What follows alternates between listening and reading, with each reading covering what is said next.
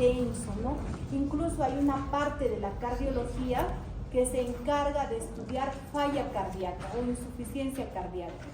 La insuficiencia cardíaca es una etapa terminal de múltiples patologías. Por ejemplo, si una persona nace con una patología congénita y esta no ha sido corregida quirúrgicamente, ¿qué va a pasar? Con el tiempo este corazón se va remodelando y dependiendo de qué patología sea, va a ocasionarnos una insuficiencia cardíaca izquierda o derecha, por ejemplo. Igualmente con lo que es la hipertensión arterial. En la hipertensión, ¿qué hemos dicho? Que primero el corazón se engrosa, ¿no? Hacen una hipertrofia del ventrículo izquierdo, pero cuando se engrosa, no se engrosa con células miocárdicas normales, sino son células diferentes, ¿no? Son células tipo embrionarias que a la larga pues mueren por autofagocitismo o por apoptosis y son reemplazadas por tejido colágeno, tejido tipo elastina, ¿no? Y se va a dilatar. Entonces, ¿qué nos va a producir? Una insuficiencia cardíaca. La causa más común que es la cardiopatía isquémica. ¿Por qué se produce? Digamos que cualquier persona tiene un corazón normal y de pronto sufre un infarto miocárdico. ¿Qué pasa? Esa parte del corazón que se ha infartado se necrosa y a la larga también es reemplazado por otro tipo de material como tipo colágeno, elastina, que nos va a llevar a una falla cardíaca. Ahora, si un paciente tiene, por ejemplo, una de las miocardiopatías que les he mencionado, la hipertrófica, la dilatada o la restrictiva, a la larga también llevan a falla cardíaca. Entonces, la falla cardíaca es ya una etapa final, ¿no? De cambios a nivel de la estructura, a nivel de la función del corazón, de etiología variable, como estamos viendo, que afectan la función y afectan también lo que es la estructura del corazón. Entonces ya el paciente va a presentar signos y síntomas de falla cardíaca. Ahora, los signos y síntomas de falla cardíaca son fáciles de reconocer, ¿no? Generalmente es un paciente que tiene disnea, o sea, una dificultad respiratoria, que está edematizado, le falta el aire, ¿no? Pero nosotros tenemos que saber no solamente si tiene falla cardíaca, sino cuál será la etiología de esta falla cardíaca, porque puede ser una causa que de repente al tratarla podemos curar la falla cardíaca. Por ejemplo, los pacientes que tienen hipertiroidismo están acostumbrados a hacer pues crisis de taquicardia y a la larga les puede dar un cuadro de falla cardíaca. Y al tratar lo que es este hipertiroidismo se puede curar el paciente. No, ahora, por ejemplo, hay falla cardíaca por drogas cardiotóxicas. Por ejemplo, los pacientes que tienen tratamientos oncológicos usan la antraciclina, que es una droga cardiotóxica, que les va a producir falla cardíaca. Entonces, al suspender este tratamiento, ¿no? Se va a compensar y podemos curar la falla cardíaca, por ejemplo. Otras causas, puede haber falla cardíaca por alcohol, ¿no? Cuando son pacientes alcohólicos crónicos, a la larga hacen falla cardíaca.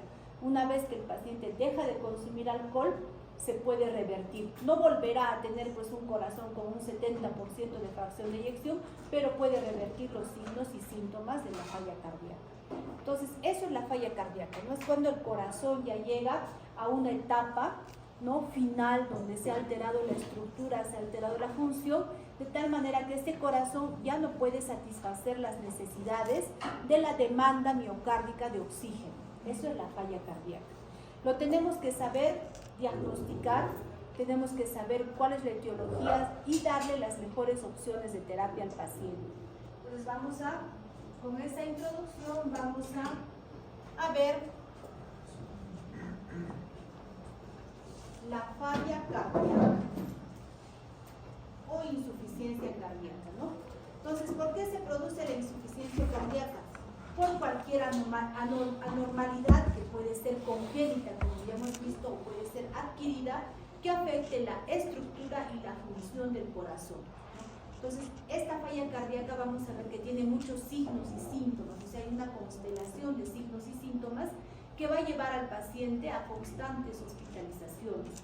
Cuando un paciente se hospitaliza por cualquier causa, chicos, tiene un porcentaje de probabilidad de fallecer dentro del hospital. No siempre, incluso en el mejor hospital de Estados Unidos había un paciente que ha fallecido por una diarrea con deshidratación. Imagínense, ¿no? Eso que es tratado en los puestos de salud, que normalmente el personal está adecuadamente instruido para tratar. Ha habido un paciente que hace muchos años ha fallecido por una diarrea con deshidratación en el mejor hospital que se supone que es el mejor país pues, en desarrollo de la medicina, ¿no? Entonces, todo paciente que se hospitaliza tiene una probabilidad de fallecer, ya sea por una cirugía, una complicación de la cirugía, por una infección nosocomial, porque los pacientes están expuestos a bacterias, ¿no? Que son intrahospitalarias, que son difíciles de tratar, o por cualquier causa, ¿no? Entonces, estos pacientes con falla cardíaca constantemente están siendo rehospitalizados. Y eso pues va a alterar la calidad de vida del paciente y también al diagnosticar falla cardíaca le estamos dando una pobre expectativa de vida al paciente. En cualquier ocasión de esta hospitalización puede fallecer, ¿no? Entonces, estas alteraciones tanto en la estructura como en la función nos van a producir una incapacidad de suplir las necesidades metabólicas del organismo. En cuanto a la epidemiología, cada vez la insuficiencia cardíaca es más prevalente a nivel mundial.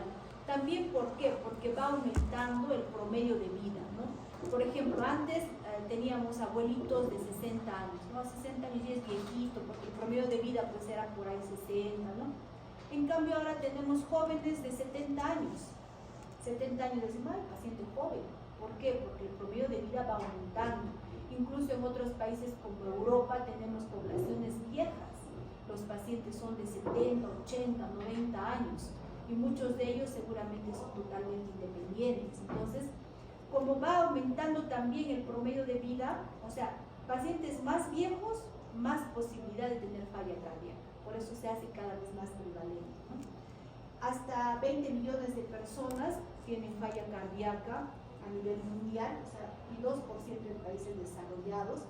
Produce grandes gastos en el cuidado de la salud porque son pacientes que constantemente se van rehospitalizando. Aumenta con la edad, como ven, de 6 a 10% en mayores de 65 años. Antes se pensaba que en las mujeres pues era menos la prevalencia, ¿no? Pero ahora no. La insuficiencia cardíaca es tanto en varones como en mujeres en un 50%. Ahora, la falla cardíaca, chicos, se puede dividir, por ejemplo, o clasificar en una falla cardíaca aguda. ¿Cuál es esa falla cardíaca aguda? Por ejemplo, el paciente que tiene un infarto miocárdico de una cara extensa, se necrosa una cara extensa del corazón, ¿qué hace? Falla cardíaca inmediatamente, porque ese corazón pues no funciona, no hay contracción, no hay buena fracción de eyección. Entonces, ¿qué hace el paciente? Rápidamente entra en falla cardíaca y luego la muerte, ¿no? O por ejemplo, un paciente que de pronto hace un desprendimiento de una válvula protésica, en ese momento hace falla cardíaca aguda, ¿no? La otra es la falla cardíaca crónica, que es la falla cardíaca que vamos a ver ahora, ¿no? Lo que nos corresponde a este tema. La falla cardíaca crónica, como su nombre lo dice, es esas patologías que les he hablado, ¿no? Es una patología que no lo manda rápidamente a la falla, pero con el tiempo, con los años o meses, el paciente hace una falla cardíaca crónica. La falla cardíaca también se puede clasificar en una falla cardíaca derecha y una falla cardíaca izquierda, ¿no? Que no es totalmente separada, porque el corazón no es como un cuarto dividido en 4, ¿no? Sino que es más complejo, ¿no? Trabaja tanto cavidades derechas como izquierdas, pero puede prevalecer la falla cardíaca derecha o puede prevalecer la falla cardíaca izquierda. Y la última clasificación, que hasta cuando yo era residente no era aceptada, por ejemplo, por la Sociedad Americana, es la falla cardíaca con fracción de eyección disminuida y la falla cardíaca con fracción de eyección preservada. Como su nombre lo dice, cuando hablamos de fracción de eyección, chicos, estamos hablando de la función de eyección del ventrículo izquierdo, o sea, la fuerza que tiene ese ventrículo para hacer la diástole, ¿no? Nuestro corazón pues es una bomba electromecánica y el ventrículo izquierdo tiene que hacer una fuerza de contracción para enviar la sangre por la aorta a la circulación sistémica. Entonces, si esta fuerza está disminuida, digamos que ya no haga así mi ventrículo izquierdo, sino hace así, ¿qué pasa? ¿No? Hay una fracción de eyección disminuida, que es la más frecuente, que es la que se produce, por ejemplo, después de un infarto miocárdico. Y también hay una falla cardíaca donde el corazón sí se contrae bien, pero tiene signos y síntomas de falla cardíaca. Por ejemplo, ¿en quiénes? En los pacientes que tienen una hipertrofia de ventrículo izquierdo, por ejemplo, ¿no? Entonces hay esas diversas clasificaciones. La fracción de eyección normal, no le distraigas a tu compañera, no te voy a mandar acá adelante. ¿Ya? La fracción de eyección normalmente es 50%, ¿no? Más del 50% es una fracción de eyección normal y menos del 50% es una fracción de eyección disminuida. También puede haber una fracción de eyección limítrofe. Por ejemplo, los pacientes que tienen entre 40 y 50% de fracción de eyección, hablamos de una fracción limítrofe, ¿no? O sea, está a la mitad. No tiene ni baja ni alta, sino está en el límite. La etiología múltiple, como ya hemos dicho, toda patología que altere la función o la estructura nos va a producir falla cardíaca. La causa más frecuente es la enfermedad coronaria, ¿no? Otras, la hipertensión, la diabetes también. Del 20 a 30% de casos tienen causa desconocida. ¿Y por qué tendrán causa desconocida? Porque ya el paciente llega en etapas finales. Vemos ya un corazón totalmente remodelado y no sabemos qué le produjo esa remodelación. Si fue la hipertensión, si fue la falla renal, si fue un infarto, etc. Y queda como causa desconocida, ¿no? Hay algunas causas también como las cardiomiopatías que alteran la estructura, lo que es el citoesqueleto del corazón y nos llevan a la falla cardíaca. En ese caso también podría ser, ¿no? En nuestro medio, chicos, lamentablemente la cardiopatía reumática es muy prevalente. Cuando hablemos de fiebre reumática, de cardiopatía reumática que afecta las válvulas, vamos a ver que esta patología tiene mucho que ver con la pobreza.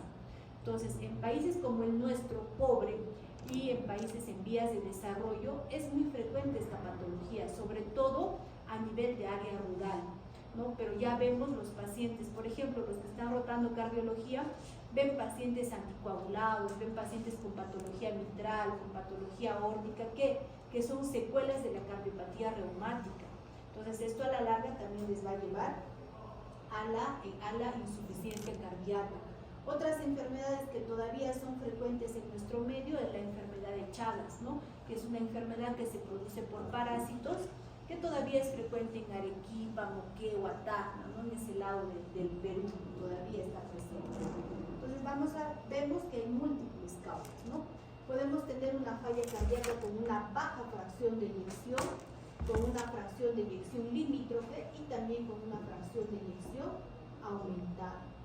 Entonces las causas, como ya hemos dicho, ya es múltiple, ¿no? La sintomatología nos va a indicar el pronóstico del paciente. Ahorita vamos a ver cómo se clasifica.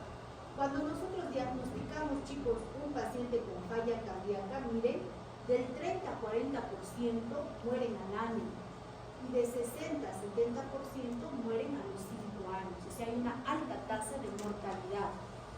Pero nosotros cuando diagnostican cáncer a alguien, estamos de pena, ¿no? Pensamos, ay, se va a morir. Pero cuando diagnosticamos falla cardíaca, decimos, bueno, es falla cardíaca, y no es así. Cuando diagnosticamos a un paciente falla cardíaca, le estamos diciendo que tiene una probabilidad de 30 a 40% de morir al año y de 60 a 70% de morir a los 5 años. O sea, tiene una tasa incluso más alta que un cáncer, ¿no? Porque ahora el cáncer vemos que cuando se diagnostica tempranamente y tiene tratamiento adecuado, pues vive muchos años, ¿no es cierto? Ahora, ¿cómo vamos a clasificar la falla cardíaca? Cuando hablamos de clasificación de la falla cardíaca o clasificación de la sintomatología, que es la disnea, la dificultad respiratoria, tenemos que ver el grado de actividad física que tiene cada persona. Cada persona tiene una actividad física diferente. Por ejemplo, un atleta, ¿no? Un atleta, digamos, o un ciclista o un nadador que está acostumbrado pues a recorrer 5 kilómetros diarios, no tiene la misma actividad física que ustedes, que son alumnos de medicina, que generalmente, no todos, pero son pues más sedentarios, ¿no? Se dedican, se supone, más a estudiar. pero también es importante, chicos, que ustedes hagan actividad física, ¿no? Una horita al día, dedíquense a la actividad física, porque no es bueno ser sedentario. Pero definitivamente no es la misma actividad física, ¿no? O por ejemplo, una ama de casa, ¿no? La ama de casa hace muchas cosas, pero hace parada, ¿no? Barrer, cocinar, es trabajoso, pero no hace pues muchas actividades, no hace como caminar, por ejemplo, ¿no? Entonces, la clasificación de la disnea se basa en la actividad física que tiene cada persona. ¿Cómo se clasifica? Se clasifica en cuatro clases, como ven acá. La clase 1 es cuando el paciente presenta la disnea, actividades físicas mayores a las habituales. Por ejemplo, si mi actividad física es subir al tercer piso, yo voy a presentar disnea si subo al cuarto piso. Pero si la actividad física de uno de ustedes que es atleta es correr 2 kilómetros, van a presentar la disnea al correr más de 2 kilómetros. O sea, la disnea a esfuerzos mayores a los habituales. La clase funcional 2 es cuando el paciente presenta disnea a esfuerzos habituales. Por ejemplo, al subir al tercer piso. O por ejemplo, del atleta al correr esos 2 kilómetros que antes lo hacía como si nada, ahora le produce disnea. Entonces esa es una clase funcional 2. La clase funcional 3 es disnea al realizar actividades físicas menores a las habituales. ¿Cuáles? Por ejemplo, comer. Me canso al comer, o me canso al peinarme, o me canso al vestirme, que ya son pues cosas mínimas, ¿no? Y la clase funcional 4 es cuando tengo esta dificultad respiratoria, incluso al estar sentado o echado, o sea, la disnea de reposo. Tú lo ves al paciente echado, no está haciendo nada, pero le está faltando aire. Entonces, esa es la disnea de clase funcional 4. Entonces, la falla cardíaca es como esto, ¿no? Es como este buceador, buzo, y la falla cardíaca es como el tiburón, ¿no? Una vez que lo diagnosticamos, ya todo se complica, ya están viendo la alta tasa de mortalidad que tiene el paciente. Entonces, para que haya falla cardíaca vamos a necesitar un evento inicial. ¿Cuál es el evento inicial? Puede ser la cardiopatía congénita, puede ser el infarto, puede ser la hipertensión, puede ser la valvulopatía reumática, puede ser la enfermedad de Chagas, etc. Todo lo que ya hemos mencionado, ¿no? Un evento inicial que altere la función y altere la estructura de tal manera que ese corazón ya no pueda suplir tus necesidades de acuerdo a tu actividad física.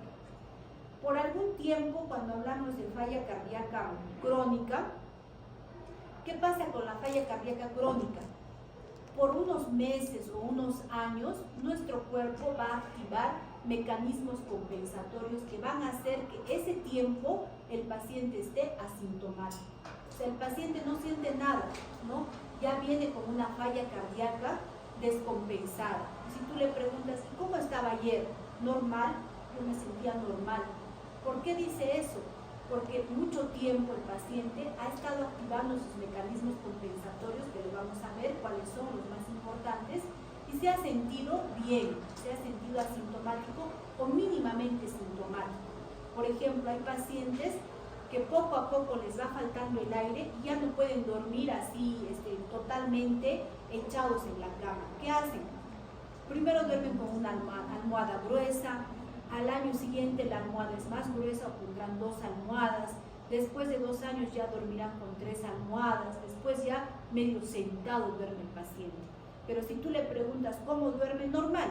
¿Y con cuántas almohadas duerme usted? Sería la pregunta, ¿no? Para saber si el paciente está durmiendo totalmente echado o está durmiendo sentado. Porque como esto se produce mucho tiempo, muchos meses, a veces el paciente poco a poco va limitando su actividad física. Ustedes le preguntan, ¿y usted hasta ayer hacía sus actividades físicas normales? Sí, normal, te dicen. Pero ¿qué pasa? El paciente, cada vez que se va cansando, ha ido limitando su actividad física. Antes subía corriendo al tercer piso, se ha ido cansando y ahora ya no sube ni al primer piso, ¿no? Entonces ustedes le preguntan, porque el paciente no sabe, pues, no les va a decir tengo disnea, ortognia, trepognia, no les va a decir eso, no les va a decir yo me canso a actividades mayores, a actividades menores. Ustedes le tienen que preguntar cuál es su actividad física normal. les dirá, ¿no? Yo, por ejemplo, soy profesor, ¿no? Bueno, usted es profesor, ¿y qué actividades hace? ¿Cuándo caminaba de acá al colegio? ¿Qué sé yo, no? Ver la forma de buscar cuál es su actividad física cotidiana para que puedan hacer una clasificación. Entonces, estos mecanismos compensatorios que se activan es para mantenerlo al paciente asintomático, ¿no? Nuestro cuerpo pues empieza a activar otros mecanismos y el paciente está asintomático o mínimamente sintomático, hasta que en un momento estos mecanismos compensatorios actúan contra el paciente y recién el paciente presenta todos los signos y síntomas de falla cardíaca. Entonces, cuando hablamos de la fisiopatología de la falla cardíaca, vamos a ver que básicamente hay dos mecanismos que se activan, ¿no? Uno de los mecanismos es el sistema nervioso autónomo y otro es el sistema renina-angiotensina-aldosterona. Estos mecanismos se activan para compensar, ¿no? Entonces vamos a tener activación de mecanismos que sostienen y modulan la función del ventrículo izquierdo por meses o hasta por años. Por eso el paciente está mínimamente sintomático por años, ¿no? Esta es la activación de los dos mecanismos, sistema nervioso autónomo y el sistema renina-angiotensina-aldosterona. ¿De qué va a depender? Depende del estado, del género, depende de la genética también de cada persona, depende de la edad y depende de las condiciones medioambientales, ¿no? Por ejemplo, si es un paciente que tiene una patología que está dañando la estructura y la función del corazón y además toma alcohol seguidamente, entonces va a llevar pues mucho más rápido, va a llegar a las fases finales, ¿no? Donde recién va a tener signos y síntomas. En cambio, digamos que sea una persona que tiene una falla en la válvula, pero es una persona que mantiene un peso adecuado, tiene una buena dieta, hace actividad física de manera constante, esta persona va a debutar ya con la falla cardíaca después de muchos años. Entonces va a depender de todo eso para que los mecanismos compensatorios pues lo mantengan asintomático, ¿no? Entonces, cuando hablamos del sistema autónomo, el sistema nervioso, tenemos lo que es el sistema nervioso autónomo simpático y el parasimpático. El parasimpático, ¿qué hace?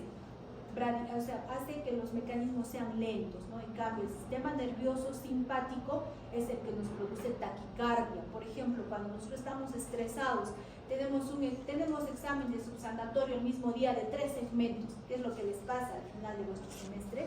Están taquicárdicos, ¿no? Están taquicárdicos. ¿Por qué? Porque vuestro sistema nervioso autónomo está activado y secreta más noradrenalina. Entonces eso hace que ustedes estén medio sudorosos, pálidos, taquicárdicos, ¿no? O cuando cualquiera de nosotros nos estresamos. Solamente les digo, por un ejemplo, ¿no? ¿Cuántas veces yo he pasado lo mismo que ustedes? Así que nada, no piensen que es una burla. Yo sé cómo ser estudiante en medicina. Es más, los docentes que nosotros teníamos en la USAC eran pues otra cosa, chicos, otra cosa.